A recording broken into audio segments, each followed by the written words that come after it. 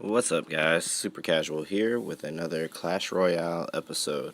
Today I'm playing another variation of a miner deck. This one has a Hog Rider in it. I've seen this a few times, something similar anyway, maybe not this exact build. But I wanted to give it a try and did okay with it. I got to 7 wins in a challenge with it. That's what I got right there. Miner, Guards, Hog, Mega Minion, Musketeer, Poison, Pump. It's got some of the basic counters. The only thing it doesn't have is a true tank. As you can see, I got a long victory streak there with some losses, mixed in.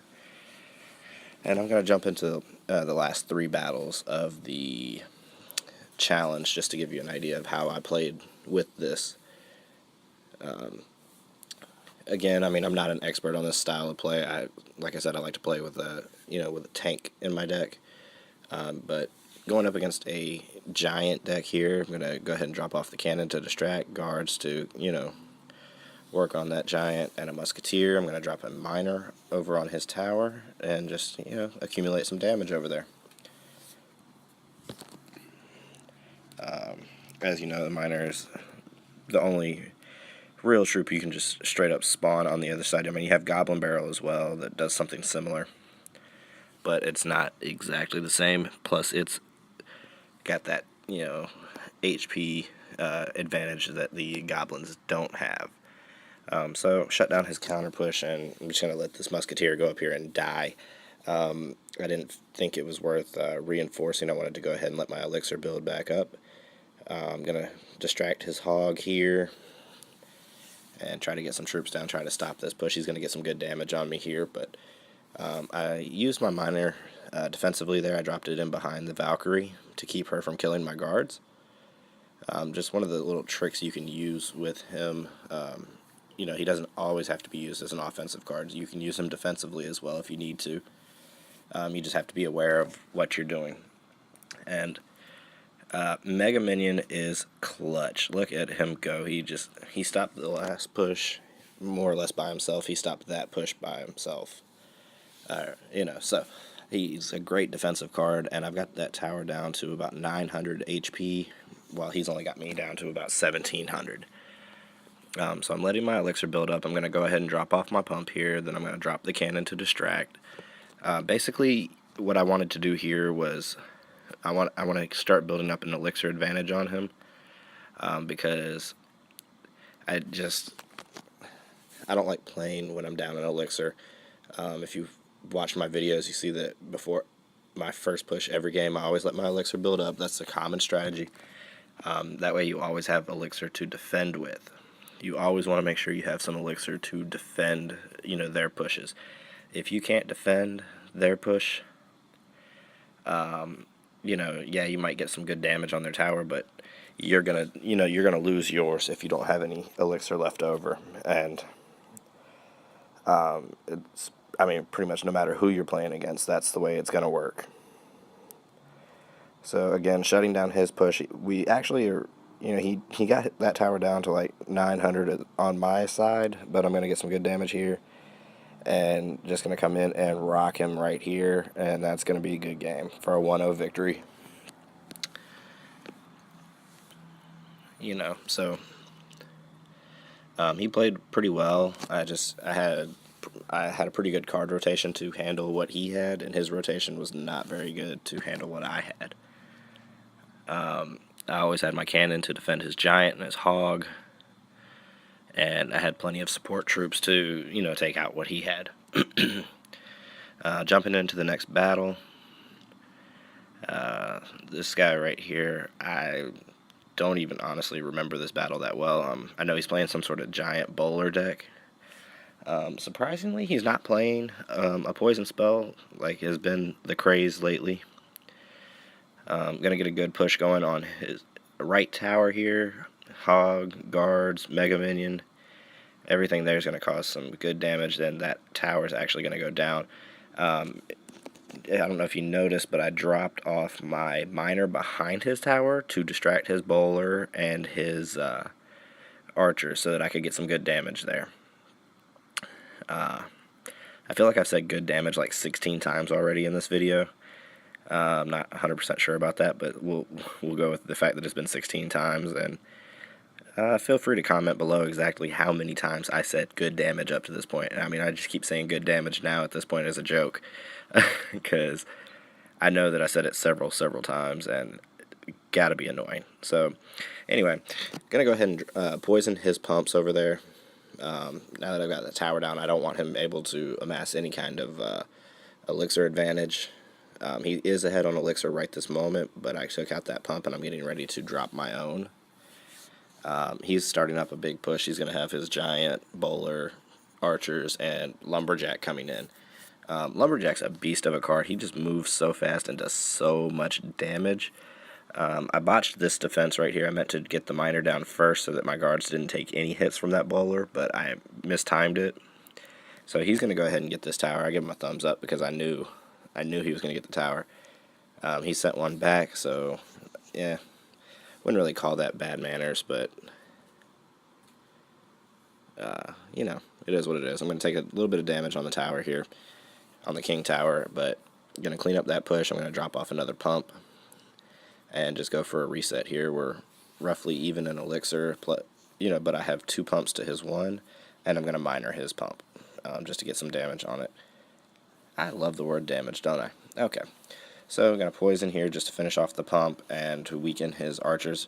If I had it like 1 tile to the left, I would have taken out the archers. So I'm going to go with cannon to distract, guards.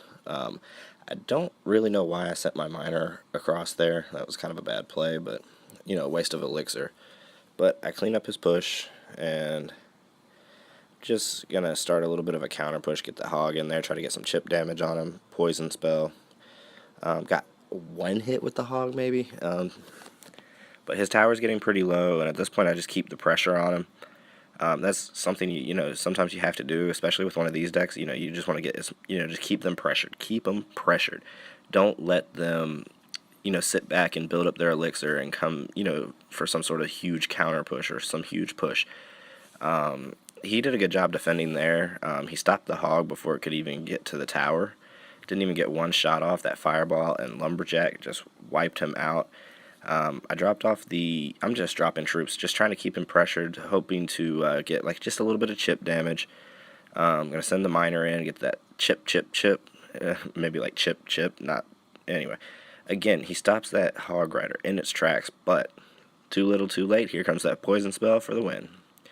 So I sent him a good game and wrap up that 2-1 victory there. And so that was like my 7th or 8th win in the challenge. And the next battle is the one where I lose and I'm out of the challenge.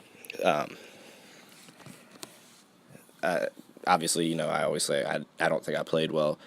It's kind of like my cop-out. I mean, it's like most people won't admit that they played bad or that the other person played better. I truly do feel like, hey, he played better than me. I'm not trying to take away anything from him, but I feel like I didn't play my best game if I lose. That's just the way I am. I'm super competitive, but I feel like if I lost, it's probably because I didn't do as well as I could have. I'm confident that I can beat anybody, but if I play poorly, sometimes you're going to lose. If you play poorly, you're going to lose. If the other person plays better, that's just the way it works. It's a zero-sum game. You either win or you lose. You're either better than them or they're better than you in that particular game. And, he just gets the tower on the first push. Again, that lumberjack is a beast. This guy, he's got a better counter to my deck than the last giant deck I played that had a lumberjack in it. Because he has those minions. He has that air support to handle my mega minion. The other guy didn't really have too much to handle that. He had archers. Archers are good. They do a lot of damage, a lot faster than you would think. But they're a little bit, they don't do as much damage as the minions do. The minions do a ton of damage, and they do it really fast.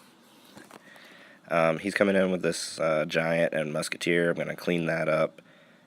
Look, there's an alert for another game that I've been vetting right now as far as whether I want to add it to the channel. I want to give you guys some more variety beyond just, okay, Clash Royale with a different deck. I mean, Clash Royale is Clash Royale is Clash Royale. So, I do want to start featuring some other mobile games. If you have any suggestions, feel free to leave it in the comments. Also, I'm going to stop commentating this battle for the simple fact that, hey, I'm going to lose. I'm running out of time here, and he's pretty solid. He's playing pretty solid defense. So I don't know if who all's heard of it, but there's a website / app out there called Free My Apps, and what it does is it allows you to build up points by playing different games, trying out different apps, and free apps. It's not like anything that you have to pay money for. And what you do is you get points, you accumulate those points, and once you reach certain levels, you are able to exchange those points for gift cards, either for Amazon, iTunes, Google Play, I think Walmart, various places that you can get gift cards for. And what you can do is you can use that to get the iTunes or the Google Play gift cards and use those to buy gems. That's one way to get free gems for this game. I'll actually include a join link in the description of this video, as well as go back and add it to all my other videos. Just, that way if you click on it, hey, you'll help me out, and, you get helped out by me telling you about it. I sat down with the app, with the Free My Apps yesterday, and, just kind of was grinding a little bit, and I was able to accumulate almost 2,000 points in about an hour.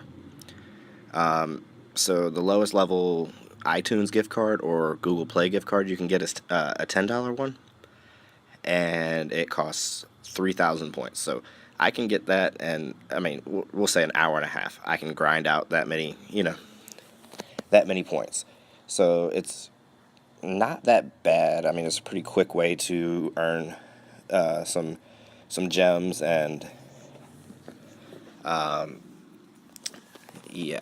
Anywho, gonna wrap it up here. Don't forget to like, subscribe, comment, email to your moms, and have a good day.